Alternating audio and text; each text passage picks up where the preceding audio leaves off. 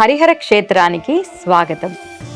ఆశ్వయుజ మాసం బహుళ అమావాస్య రోజే దీపావళి పర్వదినం.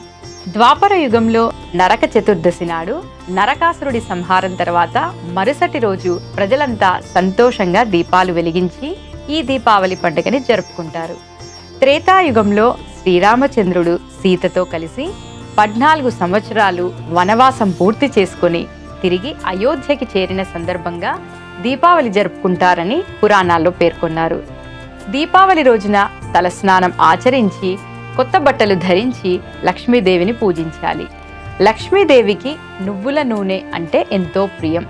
అందుకే దీపావళి రోజున నువ్వుల నూనె లేదా ఆవు నేతితో దీపాలు వెలిగిస్తే అమ్మ అనుగ్రహం లభిస్తుందని విశ్వాసం ఉంది. గుమ్మం దగ్గర మరియు తులసి చెట్టు వద్ద తప్పనిసరిగా మట్టి ప్రమిదలో దీపం వెలిగించడం శుభప్రదం.